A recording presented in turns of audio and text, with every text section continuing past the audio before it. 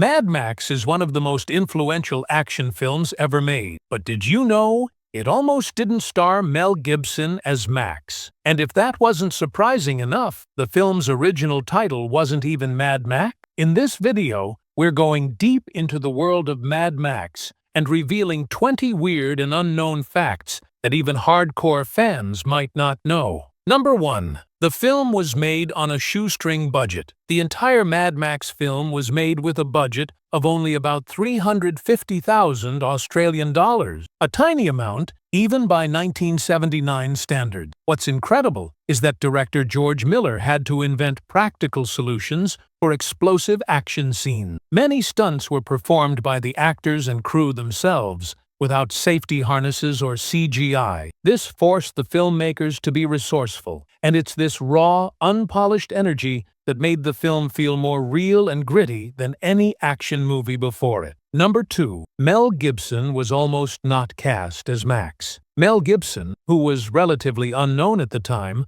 wasn't the first choice for the role of Max Rokitansky. The production initially considered other actors, including Sam Neill, but Mel's intense dedication and willingness to perform stunts himself won him the part. His transformation into a rugged survivor came from sheer commitment. He trained tirelessly, and his portrayal became iconic in defining post-apocalyptic heroism. Number 3. Real injuries during filming gave the movie its grit. Because of budget constraints, many stunts were performed without doubles or proper safety gear. Mel Gibson, in particular, suffered injuries including cuts, bruises, and strains while filming high-speed car sequences. Rather than hiding these injuries, the filmmakers decided to incorporate them into the film's aesthetic, adding to the authenticity and intensity of Max's survival-driven persona. Number 4. The burning car scene was filmed with only one take. One of the film's most unforgettable visuals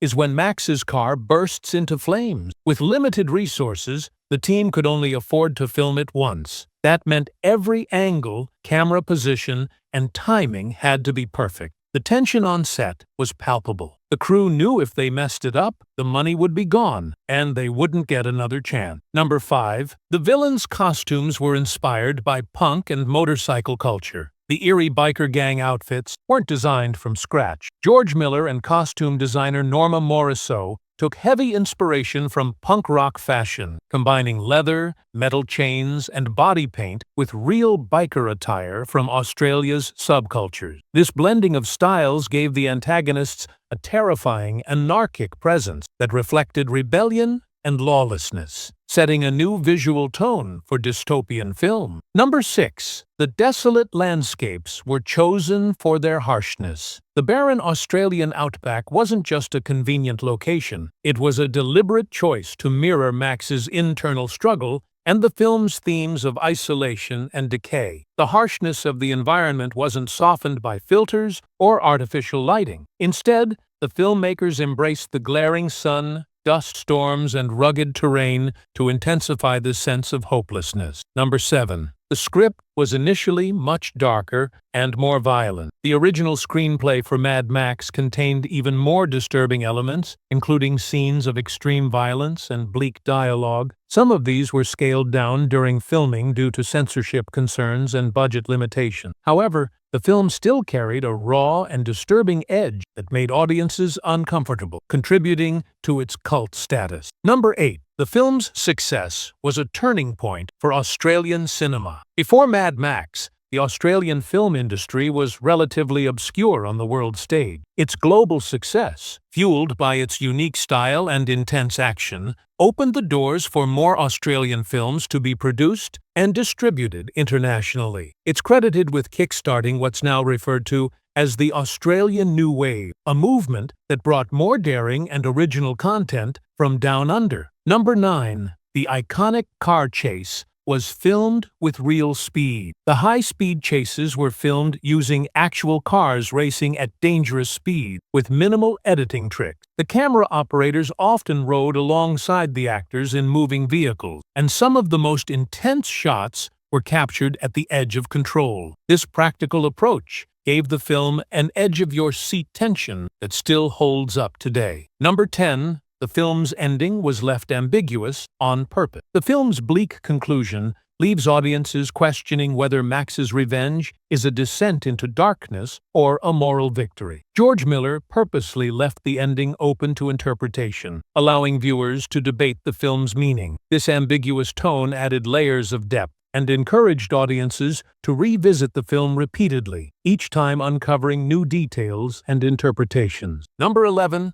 The original title was not Mad Max. Before being named Mad Max, the film was tentatively titled Silverton, named after the small mining town near where the movie was shot. However, the title didn't evoke the bleak, survivalist tone George Miller wanted. After reconsidering, the filmmakers chose Mad Max, a name that sounded harsher and perfectly suited the protagonist's descent into rage and vengeance. Number 12. The film's violence sparked controversy in Australia. Upon release, Mad Max shocked audiences not just abroad, but in Australia as well. Some critics argued that the film glorified violence and lawlessness, fearing that impressionable viewers would imitate its nihilistic themes. Others, however, praised it for exposing the dark underside of society's breakdown, turning it into a gritty, uncompromising look at human desperation. Number 13. The film was shot in just over 2 months. Despite its intense action sequences and ambitious production design, Mad Max was shot in just 7 weeks. The tight schedule forced the cast and crew to work long hours in extreme weather conditions. This urgency contributed to the film's raw energy and emotional intensity, as exhaustion